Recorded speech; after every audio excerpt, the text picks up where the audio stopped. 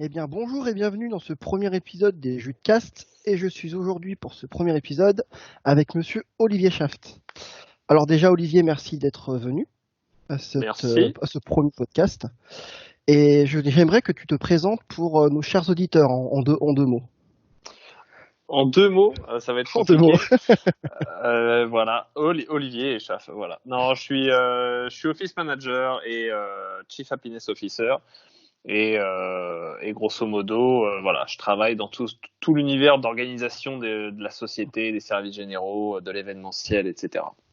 Si je devais me D'accord. résumer en un éclair. De toute façon, on viendra un peu plus en détail sur ta fonction et sur ton métier par la suite. Parce que donc le numéro d'aujourd'hui va se consacrer au bien-être en entreprise. Ok. Donc voilà. Alors pour commencer ce podcast, petite séquence pour tous nos invités. C'est une petite séquence où tu vas me présenter deux, trois œuvres qui t'ont marqué. Donc cinéma, théâtre, livre, peu importe. Opéra, si tu écoutes de l'opéra. J'adore l'opéra. Tu adores l'opéra. J'y vais souvent. Non, blague à part, j'y suis allé qu'une fois. J'y suis allé qu'une fois à l'opéra. Je suis allé qu'une fois à l'opéra et c'était tellement puissant. Alors pas parce que la musique était bien, mais le fait d'entendre les instruments et tout l'écho, etc. Et ben ça m'a fait chialer. Parce que Ah, c'est des sensations que j'avais jamais ressenties. C'est-à-dire toute cette montée de musique, j'étais tout en haut et c'était au théâtre des Champs-Élysées, je crois. Et j'ai été impressionné. J'avais jamais ressenti ça. Donc c'était assez impressionnant. C'est tout. Voilà, c'était pour la petite anecdote. ah bah, c'est intéressant, j'ai jamais été au théâtre. Donc écoute. Enfin à Non, c'est l'opéra à plutôt. l'opéra, À oui. l'opéra, C'était pardon, juste, oui. voilà. Mais je te conseille d'y aller parce que c'est vraiment, c'est une manière d'écouter la musique et les mêmes, rien que les vibrations en fait que t'as pas l'habitude de ressentir. Donc c'est vrai que c'est intéressant. À faire au moins une fois. Ok, d'accord, je note, écoute. Je note. Alors oui, les œuvres, alors les œuvres qui m'ont parlé récemment. Écoute, ça va être assez sélectif. Ça va être que des livres audio, tout simplement parce que récemment et surtout dans le contexte actuel, je ne suis pas allé au cinéma depuis un bon moment. Oui. Et j'écoute moi personnellement beaucoup de livres audio dans les transports en commun, etc. Et D'accord. forcément, bah voilà, donc c'est les trois œuvres qui m'ont marqué. Ça va être trois livres audio. Les premiers, c'est la première œuvre, c'est Ces gestes qui parlent à votre place. Alors Mhm. c'est écrit par Joe Navarro. Alors c'est pas du tout le commissaire de police de TF1, mais c'est un ancien interrogateur, un ancien négociateur du FBI. Et en fait, Mhm. il a travaillé pendant 25 ans au FBI et il a rassemblé dans un livre tout ce qu'il a pu et tout ce qu'il a appris pour déceler les comportements non verbaux. D'accord. Donc c'est un peu, je sais pas si tu te souviens, la série Lie to Me. Oui, oui, oui, tout à fait, oui. Eh ben c'est lui mais en vrai. D'accord. Non, ça a l'air Donc d'être intéressant. ouais, c'est un livre audio. Voilà, j'ai acheté en audio. C'est un livre audio qui dure 14 heures. Donc tu l'écoutes en peut-être 2 semaines ou un truc comme ça, et il te détaille point par point en fonction des endroits du corps, des situations, etc. Quand la personne ment, quand la personne est stressée, quand on peut déceler ceci ou cela. Et c'est super intéressant. Euh, Deuxième livre que je réécoute quand même souvent, c'est L'art du bonheur au travail du Dalai Mhm. Lama. D'accord. Donc là, c'est un peu plus philosophique, mais voilà, il explique dedans comment être heureux au travail et surtout pourquoi les gens sont malheureux. Donc c'est quand même un peu plus philosophique. Et puis troisième livre qui m'a marqué, c'est les 4 accords Toltec. Ce sont des, comment dire, une façon de penser, une façon d'interagir avec les autres, avec 4 grandes règles de vie. Et ils expliquent dans ce livre les 4 grandes règles. Ça provient des Mayas. Maya ou Inca, je ne sais plus. Mais bon, bref, ça vient d'Amérique du Sud et c'est assez intéressant. Voilà. D'accord, très bien. Donc, c'est trois livres que tu conseilles de, de Alors zioter c'est ou ouais, d'écouter. bah après c'est quand même très ciblé, hein. C'est ciblé développement personnel, c'est ciblé psychologie humaine, mais c'est ce qui m'intéresse. Donc du coup, forcément, c'est ciblé pour moi. Oui, bah après c'est des sujets qui intéressent comme beaucoup de monde à notre époque actuelle. Le développement personnel, le bien-être, c'est quand même des sujets assez importants, surtout dans notre contexte actuel, j'ai envie de dire. Oui, bien sûr. Mhm. Puisque aujourd'hui on n'a pas les mêmes problématiques qu'avant, et donc c'est pour ça que émerge ce genre de courant qui devient de plus en plus populaire, mais tant mieux. Et oui, oui, tant mieux, exactement. Écoute, moi j'ai sélectionné deux films pour ma part. Un vieux film. On va commencer par le vieux film qui est, que tu connais très bien, mais j'ai voulu le caler quand même quelque part. C'est Le Grand Détournement, la classe américaine, Ah bah évidemment. évidemment, pour une petite touche d'humour. Donc vieux film, hein, qui a été fait en décembre 93 et diffusé sur Canal+. Et en gros, la petite histoire du film, c'est un mash-up. Donc plusieurs scènes de films américains qui ont été doublées derrière par des acteurs français. Par Michel Hazanavicius, si je dis pas de bêtises, et Dominique Mézeret.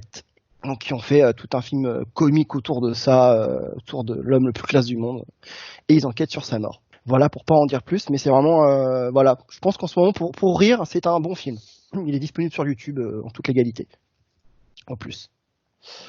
Que ce Oui, film a c'est toute une vrai histoire. que il est très drôle, et au final, même si on le regarde aujourd'hui, ça n'a pas perdu de sa superbe. Non, pas du tout. Pas du tout. En plus, pour la petite histoire, c'est un film quand même, ils ont créé une boîte de prod juste pour ce film. Et, et ils l'ont fermé juste après parce ils ont eu plein de procès derrière eux pour plagiat, vu qu'ils ont piqué plein de scènes de plein de films américains. Pour la petite anecdote.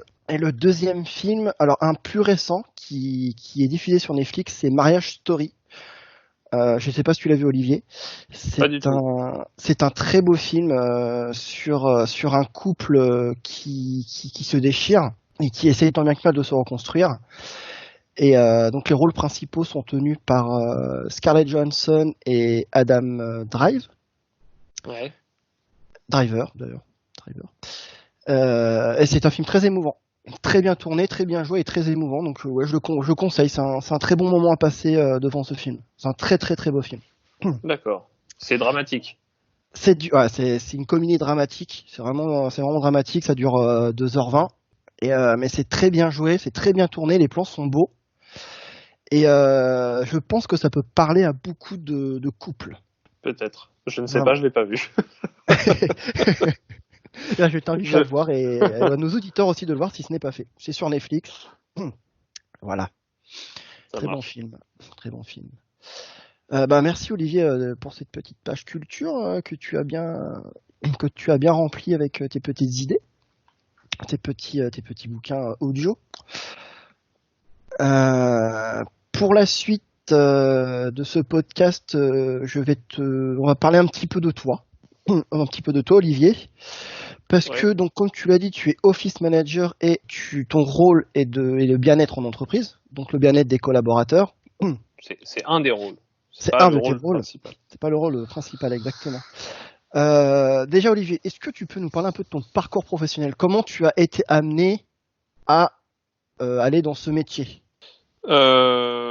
Alors, moi, je suis issu de la télévision. J'ai fait toutes mes armes sur les plateaux télé, pour différentes grandes émissions connues ou moins connues. D'accord. Donc là, j'ai beaucoup travaillé sur l'organisation de tournage, sur la préparation, sur la gestion d'équipe, la gestion de projet. Bon, tout tournait globalement, hein, pour faire dans les grandes lignes autour de l'organisation, dans l'univers beaucoup plus télévisuel que cinéma. D'accord. J'ai fait un peu de cinéma, mais ça reste quand même anecdotique, même si après, en termes de cinéma, la seule vraie expérience que j'ai eue notable, c'est quand même que j'ai tourné avec Jean Dujardin, Guillaume Canet et Marion Cotillard sur leur film, enfin leur événement, Le Grand Débarquement sur Canal+. D'accord. Donc du coup, j'ai pu travailler un petit peu avec eux, et c'était génial pour une seule et vraie expérience cinéma. Bon bah voilà, j'étais avec le trio de stars français. Oui, Donc c'était voilà, j'aurais pu tomber plus mal, disons. oui, c'est sûr. Donc voilà, et ouais, j'ai fait quoi? J'ai fait 7 ans, 8 ans à la télé Donc pour différentes émissions. t'as vu des têtes. T'as dû voir des têtes, du coup. J'ai vu beaucoup de monde. J'ai travaillé avec beaucoup de gens, connus ou moins connus, ou très connus même. Et après, arrivé à 30 ans, j'ai eu c'est quelque chose qu'on ne parle jamais, la crise de la trentaine. J'avais envie de changer. T'as envie de changer, hein. Voilà. L'envie de changer. En fait, l'émission sur laquelle je travaillais sur France 2 s'arrêtait. D'accord. Et en fait, à un moment, c'était un moment de ma vie où il y avait plein de choses qui s'arrêtaient. J'étais en colocation, la colocation prenait fin, donc mon émission aussi prenait fin, et je me suis dit, bah tiens, vu qu'on repart sur plein de nouvelles bases, pourquoi pas changer de boulot? Mhm. Et en fait, tout simplement, j'ai eu l'opportunité de rejoindre une start-up. Enfin, à l'époque, c'était une start-up. Maintenant, c'est plus du tout une start-up. Ça a tellement grandi que voilà. Mais j'ai rejoint une entreprise pour être office manager et chief happiness officer, ou l'autre D'accord. appellation happiness manager. Alors, il y a 5-6 appellations différentes, mais globalement, ça veut dire la même chose. Donc en fait, je faisais à peu près les mêmes choses qu'à la télé, sauf Mhm. que ça s'appelait différemment. Et évidemmment, c'était légèrement différent parce qu'il n'y a pas de tournage, etc. Mais c'était de la gestion d'équipe, c'était de la gestion de projet, c'était de la gestion de locaux, parce que même à la télé, je gérais les plateaux de tournage, mais je gérais vraiment la structure, c'est-à-dire les Oui, oui, oui. bâtiments, les plateaux de tournage. Donc c'était de la gestion de locaux. Et donc là, c'était un peu pareil. Donc en fait, voilà, c'était une autre énergie, un autre style, une autre méthode de travail. C'est vrai que j'ai mis du temps à me faire à cette méthode de travail dite un peu plus conventionnelle, puisque évidemment à la télé, dans le cinéma, où on a une façon de travailler qui est un peu atypique, peut-être propre à ce milieu ou au milieu un peu événementiel. Ouais, Donc c'est c'est vrai vraiment que différent du milieu enfin, du milieu entreprise à proprement parler. Ouais, du milieu classique, entre guillemets, sans Ouais. vouloir faire enfin, c'est pas du tout péjoratif ce que je dis, mais voilà, c'était une Mhm. entreprise plus classique, plus conventionnelle, comme on voit un peu partout, et donc forcément, c'était un peu plus, voilà, il y avait un temps d'adaptation. Et puis après, voilà, super aventure. Là, j'ai pu donc évidemment faire l'office management. J'ai fait de l'happiness management aussi. Et puis D'accord. après, là maintenant, je travaille dans une société en tant qu'office manager, happiness manager. Voilà, D'accord. société. Donc je retrouve un peu mon métier d'origine entre guillemets, l'organisation des locaux, gestion humain, gestion locaux, etc. et événements. D'accord. Bon, ben ça, c'est un beau parcours professionnel, dis-moi. Tu as vu plein de choses, ce qui est plutôt pas mal, hein. Tu as pu vivre plusieurs expériences. C'est vraiment très très intéressant, tout ça. Oui, ça remet. Enfin, j'avais déjà les pieds sur terre, mais ça les met encore plus. Oui, je comprends bien. Je comprends bien ça. Donc du coup, office manager. Est-ce que tu peux nous expliquer un peu le métier d'office manager? Parce que bon, pour avoir travaillé avec des office managers et avoir regardé un petit peu sur Internet, qu'on on regarde, c'est un petit peu encore un métier assez inconnu et un peu fourre-tout, le office manager. Toi qui travailles dedans, est-ce que tu peux un peu nous expliquer vraiment en quoi consiste vraiment le travail d'un office manager dans une entreprise? Alors, en effet, oui, tout le monde met à sa sauce. C'est ça qui est très très compliqué en ce moment, c'est de donner vraiment un cadre au métier, puisque tout le monde, quand tu vois les fiches de poste et même dans les job descriptions des gens enfin des entreprises sur les moteurs de recherche spécialisés, ça part dans tous les sens. C'est-à-dire que des fois, ça en est même comique. Enfin, vraiment, j'ai vu des annonces, ils cherchent un office manager, mais en fait, je leur dis, mais ça s'appelle pas office manager, ça s'appelle directeur administratif, en fait. Mais, mais un office, non, non, mais j'ai vu des trucs de dingue, hein. J'ai vu une fois quelqu'un, il cherchait un mec, donc un office manager, donc voilà, et il cherchait aussi, en même temps, pour la même personne, quelqu'un qui maîtrisait totalement et parfaitement toute la suite Adobe. D'accord. Qui n'est pas Voilà. du tout Donc, dans le métier d'office un mec manager. qui soit directeur des services généraux et en même temps créateur, qui sait maîtriser Photoshop et InDesign sur le bout des doigts. Tu Donc, fais, oui, mec bien sûr. marketing en même temps, quoi.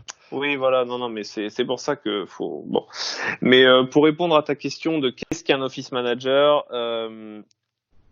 écoute, c'est un mix entre un assistant de direction, un assistant RH et un D'accord. responsable des services généraux. Voilà, c'est quelqu'un qui va intervenir sur plusieurs domaines, qui est pas expert, tu vois, comme par exemple un comptable ou un RH qui est expert dans son truc.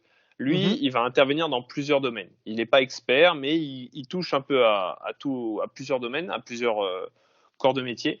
Et D'accord. donc, voilà, il va être multicasquette. C'est, comme on l'appelle souvent, c'est un peu le couteau suisse de l'entreprise, un peu MacGyver. Il s'adapte vite.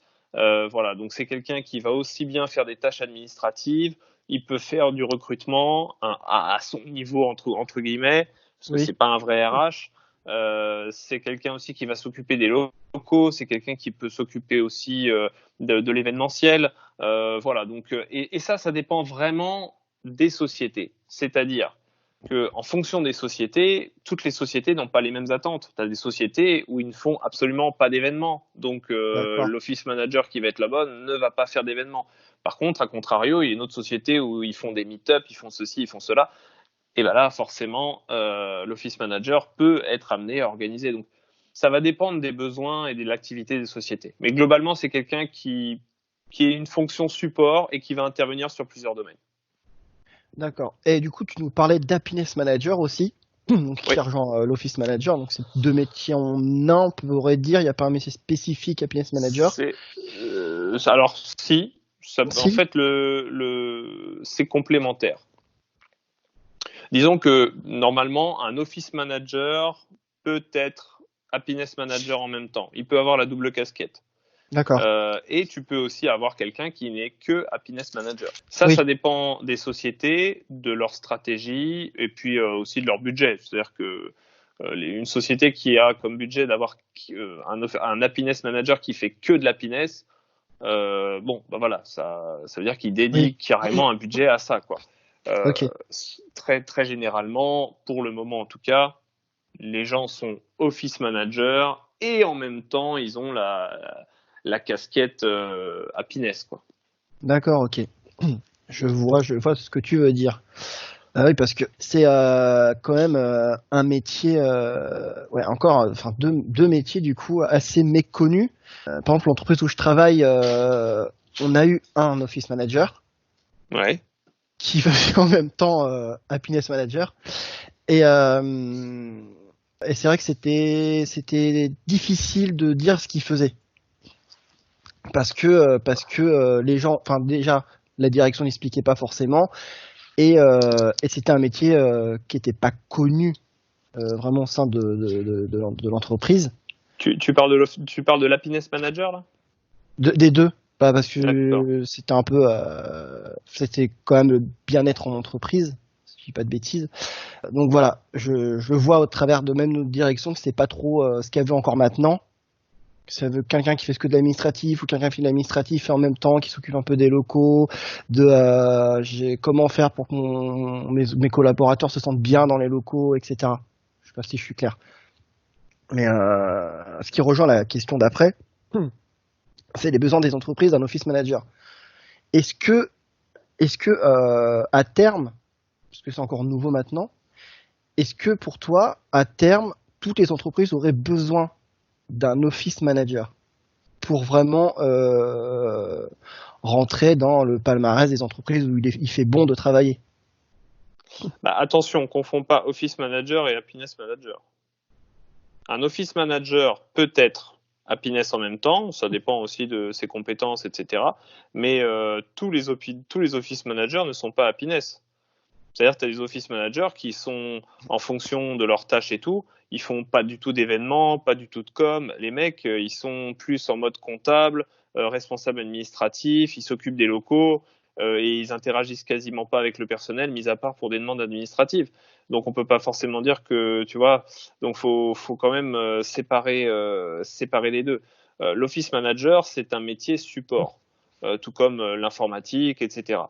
Après, cette personne-là, de par son côté très central et le fait d'être accessible, normalement, parce que chacun peut venir un peu demander à l'office manager de l'aide ou qu'il y a un truc qui est cassé ou tout ça, c'est que cette personne-là, vu qu'elle est centrale, elle peut, si elle le souhaite et si elle en a les capacités et le tempérament, être happiness manager, donc s'occuper aussi du bien-être. Donc c'est deux choses quand même différentes. Et si on reprend ta question, ce serait plus, est-ce que toutes les sociétés, vu qu'on parle de bien-être au travail, est-ce que toutes les sociétés auraient besoin d'un happiness manager? Oui. D'un happiness manager, en effet, oui. Bah, je vais te répondre pour les deux. Alors, côté office manager, non, toutes les sociétés n'ont pas besoin forcément d'un office manager, surtout pour les grandes sociétés. Les grandes sociétés, forcément, il y a beaucoup de monde, il y a évidemment plus de moyens, et là, il en vient de disperser les responsabilités. C'est pour ça que dans les grandes sociétés, il y a un responsable sécurité, il y a un responsable des services généraux, il y a un responsable événementiel, etc. Il sait partout. Parce qu'évidemment, quand il y a 2000, 3000, 4000, 20 000 personnes, tout sur le poids d'une seule même personne, c'est pas possible. Donc, office manager, c'est bien dans les TPE et les PME. Après, ça peut aller un peu plus haut, bien sûr, mais bon, globalement, voilà. Après, ça commence à devenir peut-être trop important pour une seule personne. Les happiness managers, donc l'autre casquette de l'office manager, donc voilà, le côté fun, le côté bien-être, le côté développement de culture d'entreprise bienveillante, on n'en a pas tous besoin, parce que heureusement, il y a des entreprises où tout se passe bien et où la direction, où les responsables, le management, enfin les différents managers font ce qu'il faut pour qu'il y ait une cohésion, qu'il y ait un bien-être, que les gens soient bienveillants et performants de manière positive. Dans ce cas-là, l'happiness manager n'a pas vraiment sa place parce qu'il n'y a pas grand-chose à faire. L'happiness manager va avoir un intérêt quand il va y avoir quelque chose à construire ou à réparer. Mais si tout va bien, c'est comme si tu allais amener ta voiture chez le garagiste alors qu'elle sort à peine de révision ou que tu viens de l'acheter. Tu fais bon, bah, réparez-la, ou s'il n'y a pas des problèmes à régler, on te dit, bah non, elle est toute neuve en fait. Bah oui, non, mais on sait jamais. Tu vois, c'est un peu pareil. Donc, toutes les entreprises n'ont pas besoin. Après, il y en a qui en ont besoin et malheureusement, alors heureusement pour le métier et malheureusement pour la situation, beaucoup d'entreprises en ont besoin. D'accord. Parce que on n'a jamais eu autant de personnes désireuses de changer de travail, de démission, de burn-out, de gens qui dépriment. On est parmi les plus grands consommateurs d'antidépresseurs en Europe. Donc, enfin voilà, et ça veut dire qu'il y a un mal-être. Alors, c'est pas que le travail, c'est plein d'autres choses, mais le travail y contribue parce que notre manière de faire, notre manière de fonctionner, on voit aujourd'hui que ça a beaucoup de défauts. Alors, l'happiness manager ne va pas résoudre tous les problèmes du monde. Hein. Ce n'est qu'un maillon d'une chaîne, mais qui est important. Non, il peut aider quand même à une entreprise qui va pas très bien à avancer un petit peu quand même, à proposer des choses en tout cas. Alors, ce n'est qu'un maillon d'une chaîne, mais voilà, comme n'importe quel maillon d'une chaîne, il est important, sinon la chaîne se casse. Et il faut qu'on lui donne les moyens. Oui. Faut qu'on lui donne les moyens parce que il y a des entreprises, vu que je connais quand même beaucoup de mes confrères et consoeurs, il y a des entreprises qui prennent un happiness manager pour faire bien, pour faire comme tout le monde. Ah, regardez, on a un happiness manager, mais en même temps, il lui donne aucune vraie responsabilité, il lui donne pas de budget, et l'autre, il doit révolutionner la culture d'entreprise avec 3 bouts de ficelle. Et puis évidemment, bah, c'est pas Superman, hein, donc il peut pas faire grand chose. Et puis après, on dit ah bah, en fait, ça sert à rien un office manager, un happiness manager.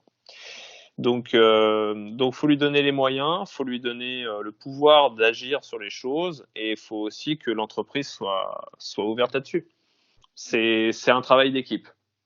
C'est un travail d'équipe, tout à fait. Ouais, faut vraiment que ça soit ouvert à tout le niveau, quoi. Bah oui. Un happiness manager, c'est un peu C'est un peu comme un maître nageur, tu vois. Mais si tu refuses de nager, bah ça va te servir à rien. Le maître nageur, il est là pour rien. Bah c'est un peu Ah, pareil. tu Donc te noies, faut, allez. voilà, tu te noies, oui, voilà, ou tu fais un burn-out mais ouais, grosso modo. D'accord, d'accord. Bon, bah, c'est une bien belle explication. Ça nous permet un peu de resituer un peu les choses, parce que c'est quand même deux métiers qui sont assez nouveaux et assez méconnus, mine de rien. Tu nous éclaires un petit peu notre chemin, le tunnel. T'éclaires le tunnel. Blague à part, est-ce que tu as déjà rencontré des difficultés dans ton métier qui aura, comme tu disais, qui ont vraiment pu te bloquer, enfin te rendre les mains liées et de pas pouvoir répondre aux demandes, tout simplement. Bah, des difficultés, oui, n'importe qui rencontre, et heureusement, sinon tu progresserais pas. Tu progresses quand ça coince et que voilà, tu galères un peu, sinon tu te balades et tu t'empâtes. Donc voilà. Après, est-ce que je me suis retrouvé dans des situations compliquées? Oui, surtout quand. Qu'est-ce que je peux te sortir comme situation? T'as des gens, par exemple, enfin, ton boulot, par exemple, c'est veiller au bien-être au travail. Après, par exemple, t'as des gens, ça se passe très très mal dans leur vie Oui, perso. Tu vois, c'est-à-dire qu'ils ont une vie catastrophique. Ils n'ont que des problèmes et c'est pas des petits problèmes, hein, c'est des gros problèmes. Et quand tu te retrouves confronté à ce type de personnes-là et qu'en même temps tu as une casquette happiness manager, tu dois quand même veiller à ce qu'ils soient bien et tout, c'est compliqué. Parce que forcément, quand tu es happiness manager, tu es quelqu'un d'empathique, donc tu vois très très bien qu'il y a une personne qui est vraiment pas bien. Et en ouais, même temps, tu es dans le cadre du travail. Donc tu peux l'aider, mais sans plus, quoi, parce que tu vas pas, tu t'appelles pas, je sais pas moi, Pascal le grand frère ou je sais pas quoi, tu vois, oui, oui. tu vas pas débarquer chez lui en disant, bon bah, tu sais, dans son appart, bon écoute, on va revoir ta vie de A à Z. Non, pas du tout. Donc c'est compliqué des fois de parler de bien-être avec quelqu'un au travail alors que tu vois que dans sa vie c'est complètement catastrophique et tu te dis mais en fait le vrai problème, il n'est pas là, il est ailleurs. Et dans ce cas-là, tu te dis, ok, quel est mon vrai rôle avec ce genre de personnes-là. Tu sais, c'est un peu mettre un petit coup de biafine sur un grand brûlé. Tu vois, c'est un peu pareil. Tu vois, ça sert pas Totalement à inutile, grand-chose. quoi. Oui. Donc, du coup, tu fais bon. En fait, quel est l'intérêt en fait pour quand on arrive à malheureusement ce type de cas. Donc, c'est un peu ouais, ça c'est un peu c'est un peu difficile à gérer. Et Après, la personne n'est pas, généralement, ça m'est arrivé plusieurs fois, hein, mais la personne n'est pas, comment dire, négative. Hein, c'est juste que bon, bah, il arrive tellement de trucs que voilà, toi à ton ouais, niveau, c'est tu peux pas faire grand chose. d'accord. Et tu as déjà rencontré des directions ou des supérieurs vraiment fermés qui tu leur proposes des choses et non, ils veulent pas parce que le budget ou parce que c'est trop ou parce qu'ils comprennent pas où tu veux aller avec ce projet. C'est pas des questions trop de budget parce qu'on peut faire beaucoup de choses pour 0 euros. Donc ça c'est pas voilà. Par contre c'est plus oui j'ai déjà été confronté à des personnes réticentes mais parce qu'elles ne comprennent pas. Il y a un conflit générationnel. Il y a un conflit générationnel sur beaucoup de choses et il y a pas mal de personnes qui ne comprennent pas cette notion de bien-être au travail. Alors j'essaie de leur expliquer ou j'essaie d'expliquer par différents moyens quel est l'intérêt. Mhm. Et le problème c'est que enfin, plusieurs choses. Déjà, il y a les personnes qui te sortent, dès que tu parles de bien-être au travail, ils disent non mais attends, il n'y avait pas ça avant, ça se passait très bien, donc ton truc là, machin, c'est de la poudre de perlimpinpin. Donc, tu vois, c'est voilà, Oui, c'est du flan, parce qu'il n'y avait pas ça avant. Bon, bah, écoute, c'est bien, mais la situation n'était pas la même qu'à l'époque des années 80-70, donc exactement. c'est pas du tout le même rythme, les mêmes enjeux. Avant, tu trouvais du travail en un claquement de doigts. Aujourd'hui, bon, faut réfléchir, quoi. donc, Oui, oui, oui. donc c'est pas du tout les mêmes contextes, tu vois. Donc déjà, il y a ceux-là qui disent c'est du vent. Il y a les autres qui ont lu des articles, des choses comme ça, où on voit juste un happiness manager organiser un concours de baby-foot ou un truc comme ça, il dit oui, d'accord, c'est un guignol qui fait le beau, machin. Pas du tout, ça va plus loin que ça. Mais il y en a qui vivent sur les clichés, quoi. Voilà. Et puis troisième, il y a ceux qui pensent vraiment que, enfin, ils comprennent vraiment pas l'intérêt du bien-être au travail, et surtout, il n'est pas quantifiable. C'est pas quelque chose comme un commercial, tu lui dis tu vas vendre ça, ça, ça, et le mec te ramène tant. Tu vois, il te ramène du chiffre d'affaires, il te ramène ceci, il te ramène cela. C'est très facilement quantifiable. Ton comptable, il check, il fait bon bah un tel nous a ramené tant d'euros. Un happiness manager avec son bien-être, qu'est-ce qu'il ramène d'un point de vue financier, mesurable, quantifiable facilement? Bah, c'est beaucoup plus compliqué. Donc du coup, tu as des personnes qui se disent attends, toi tu fais rien. Qu'est-ce que tu as fait ce mois-ci? Bah en fait, j'ai revu toute la procédure de ceci, de cela. Ouais, d'accord, mais ça a rapporté quoi? Bah, rien. Enfin, tu vois. C'est le gros problème des métiers de support dans les entreprises, ça. Ouais, bah, tu vois, par exemple, un directeur des services généraux, tu comprends très bien que s'il est pas là, le bâtiment il fonctionne pas.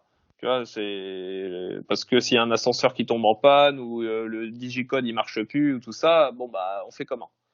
Donc voilà, un happiness manager, en fait tu te dis ouais on peut s'en passer, c'est pas vital, etc.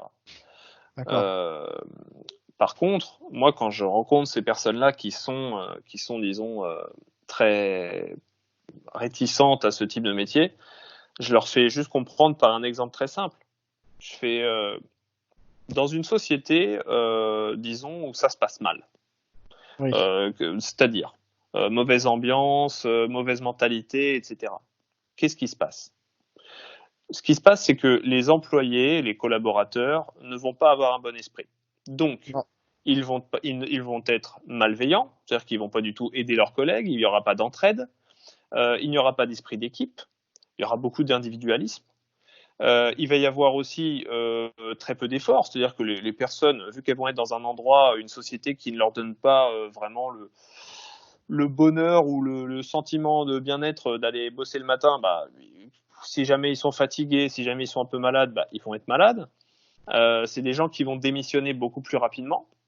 C'est des gens qui vont aussi aller s'ouvrir à la concurrence beaucoup plus facilement aussi, parce que pourquoi ils resteraient si ça se passe mal? Bah oui. Donc, le fait qu'il y ait le fait d'être dans une société, dans une entreprise, disons, pas forcément bienveillante, avec un mauvais esprit, ça a absolument aucun intérêt. Parce que, au final, tes collaborateurs, tu vas les perdre un par un. Il va y avoir un gros turnover et le vrai savoir-faire, etc. Tu vas le perdre au fur et à mesure. Et tu pourras pas dire, tu vois, imagine, tu traverses une période d'activité forte où tu demandes aux gens de faire un effort, de rester plus tard le soir, je ne sais pas. Mais ces personnes-là, elles vont pas faire le moindre effort en fait, parce qu'elles vont dire mais attends, pourquoi je ferais plus? C'est pas possible. Ah oui. Ah oui. Donc alors que, imaginons, on est dans une entreprise bienveillante qui véhicule des valeurs, qui véhicule une culture d'entreprise, une personnalité forte, avec des événements, des team building où les gens s'entraident, se connaissent, etc. Qu'est-ce qui va se provoquer? Tout simplement l'inverse. Les gens vont être moins malades, les gens vont s'entraider, il va y avoir un esprit d'équipe, il va y avoir une bonne ambiance. Le fait de sourire, le fait de dire bonjour le matin, le fait de rigoler, le fait que voilà, c'est pas parce qu'on sourit ou qu'on rigole qu'on bosse pas. C'est juste qu'on le fait avec bonheur. Et bah ça change tout. Donc les gens vont être beaucoup plus fidèles à leur entreprise. Les gens vont beaucoup moins aller regarder ailleurs. Bref, il n'y a que des avantages en fait à travailler dans la bonne humeur et la bienveillance. Oui, ça, c'est un truc, ouais, c'est un truc que j'ai vu dans les différentes entreprises ou dans les différentes entreprises où j'ai travaillé. C'est que quand tu es dans une bonne équipe qui organise des choses en dehors du travail, mais qui dans le travail est toujours là pour les autres, pour aider, etc. Ah, ça fonctionne bien. Les gens ils travaillent vraiment, ils n'hésitent pas à rester plus tard le soir, à travailler un peu plus, à aider, etc. Alors inversement, j'ai eu dans des boîtes où c'était chacun pour sa pomme. Et là, il y avait un turnover assez énorme. Les managers restaient jamais. C'était non, je pourrais travailler plus tard. Non, laisse là, j'ai pas le temps. Enfin, c'était totalement l'inverse. Je me Mais bien retrouve dans sûr. tes paroles. Et un happiness manager, qu'est-ce qu'il fait? Ou quel est l'intérêt du bien-être au travail, ou comment on fait le bien-être au travail? Ça passe par des événements, ça passe aussi par des sujets de fond, c'est-à-dire comment mieux travailler, comment mieux communiquer dans l'entreprise, régler aussi des fois des tensions par des team building, parce que des fois il y a des grosses tensions entre différents services, et des fois Oui. ça passe par des malentendus parfois, des fois non, mais ça passe des fois par des malentendus, ou des fois juste le fait que les gens se disent les choses. Ça, il y a beaucoup de non-dits. Oui. Donc forcément, bah, ça crée des clans, etc. Non, faut dire les choses en face à face, et parfois le fait de se dire les choses en face à face, mais il faut un médiateur. Et ben en fait, ça dénoue les situations. Alors c'est pas pour ça qu'ils vont devenir meilleurs amis, mais au moins ça va crever l'abcès, et les gens vont recommencer à travailler avec toujours cet esprit positif de se dire bon, on sera pas frères et sœurs, ça c'est sûr, mais par contre, c'est mon collègue, il a besoin de moi, je l'aide, elle a besoin de moi ou j'ai besoin d'elle, elle viendra m'aider ou il viendra m'aider. Bref, voilà, c'est très important. Donc, il y a des travaux de fond sur la communication à faire, sur la façon de travailler, les événements, les team building, la culture d'entreprise aussi. Qui est très importante, oui. Aujourd'hui, pourquoi beaucoup de gens veulent rejoindre Apple, Google, Facebook, etc. C'est pas du tout eux qui payent le mieux. Tu peux carrément gagner 2 fois plus en allant travailler dans une boîte moins connue. Parce que évidemment, chez Google, tu peux avoir un super poste et gagner énormément ta vie, évidemment. Mais il y a des gens chez Google, chez Facebook ou chez peu importe, qui ne gagnent pas énormément, qui gagnent le salaire de n'importe quelle autre personne dans une autre boîte. Mais les gens veulent absolument travailler dans ces boîtes-là. Mais pourquoi? Mais pour leur culture et pour leur identité. Les gens veulent travailler pour eux. Ils veulent pas travailler pour une autre boîte. Ah Et non, ça, c'est c'est parce que tout simplement, ils ont créé une identité. Ils ont créé quelque chose. Et cette identité-là, elle n'a pas été créée par hasard. Enfin, tu vois, elle n'est pas tombée du ciel. C'est qu'il y a des gens qui ont travaillé sur cette identité, sur cette culture de boîte, qui fait qu'aujourd'hui, les gens font la queue pour venir travailler là-dedans. ouais, c'est ça, il y a toute l'image de la société qui fait que demain, Ouais, bah, on te propose un poste là-bas, bah, si dans ta boîte c'est bof bof, bah, tu vas tout de suite parce que tu sais que là-bas, bah, t'as ci, t'as ça, tu sais que tu vas bien être pour travailler, que tu vas pas travailler avec la boule au ventre, ou tu vas être heureux d'aller travailler là-bas. Bah, forcément, c'est quelque chose qui joue vraiment pas mal sur ton choix. Déjà, toi, bien sûr. personnel, de travailler pour une entreprise A ou B, quoi.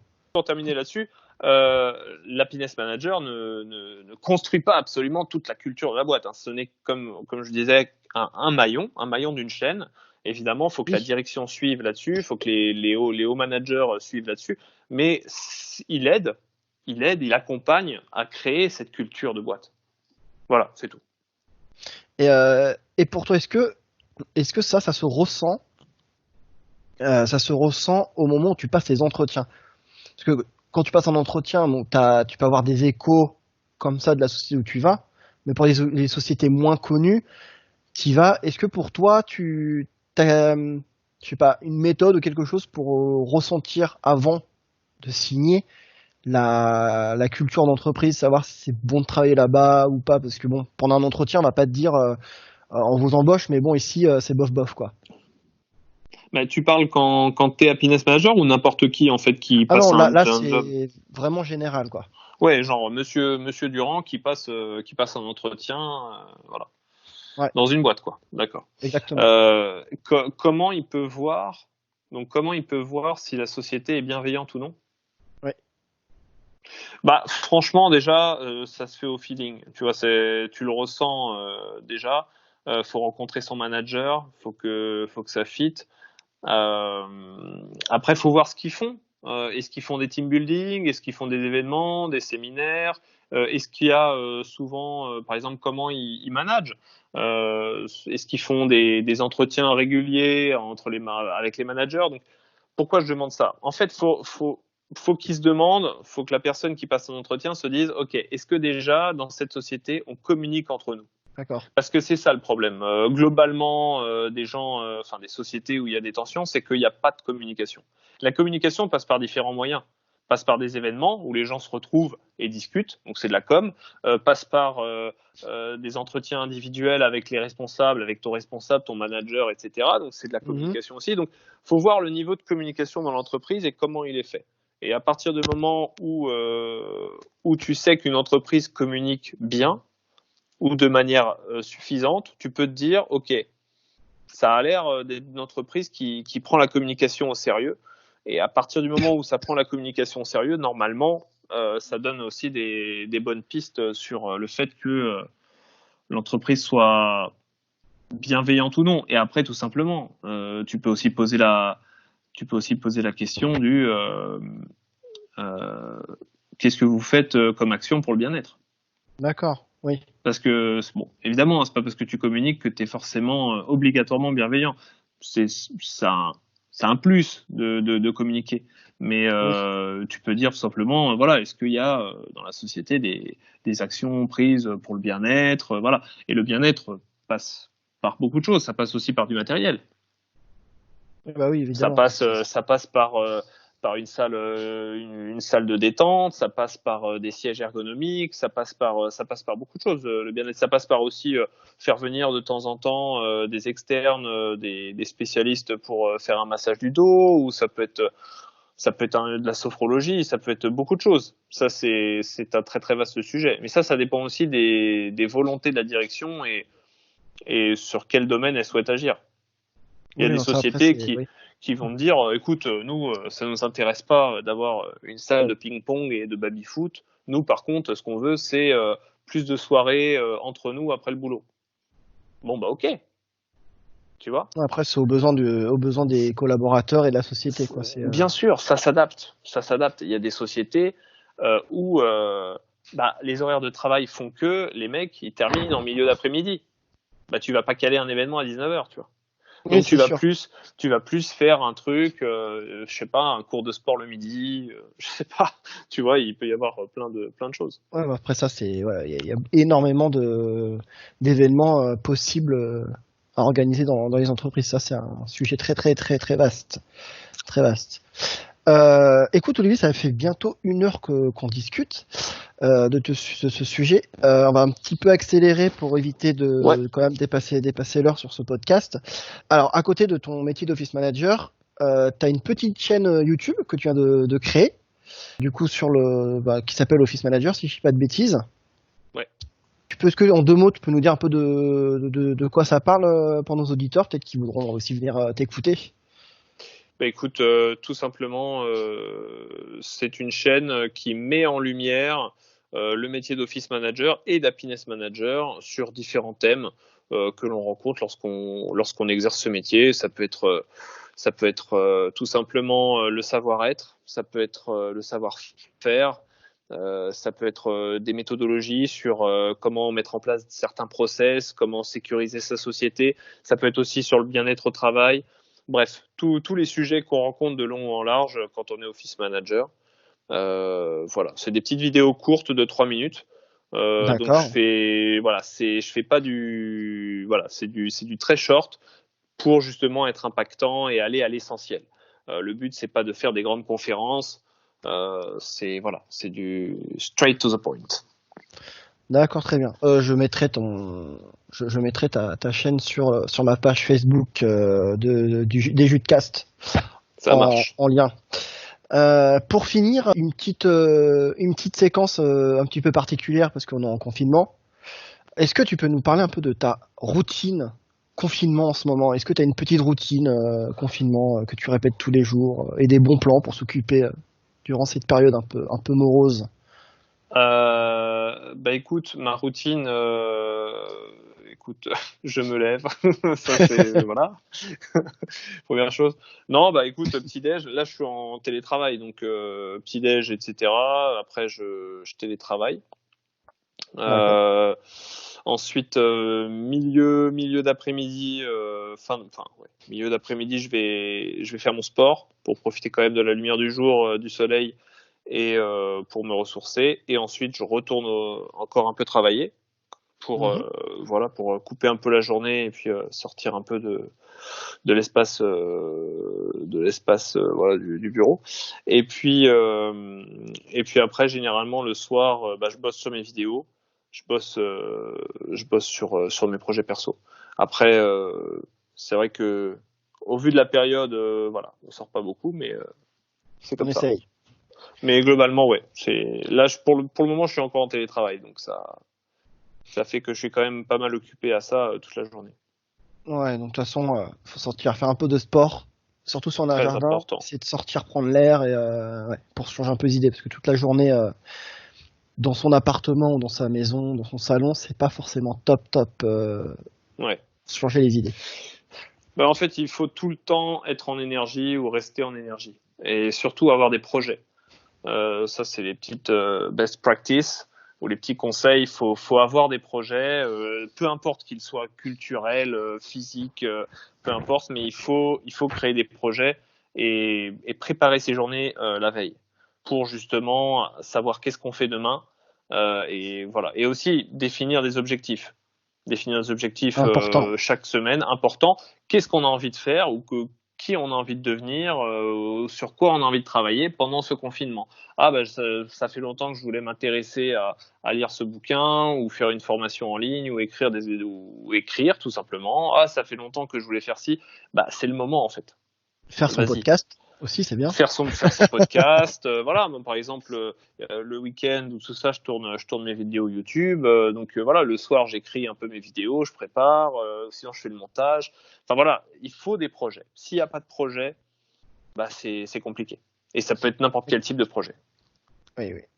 Eh bien, Olivier, je te remercie pour toutes ces infos et pour cette interview et tout ce que tu nous as raconté. C'était fort intéressant. Quant à moi, je vous retrouve dans un prochain épisode. Et puis voilà, je vous dis à très bientôt. Et le mot de la fin pour toi, Olivier? Le mot de la fin? Le mot de la fin. Soyez heureux. Soyez heureux. Et voilà, ça sera le mot de la fin. Soyez heureux et surtout, prenez soin de vous. Bye bye tout le monde. Ciao.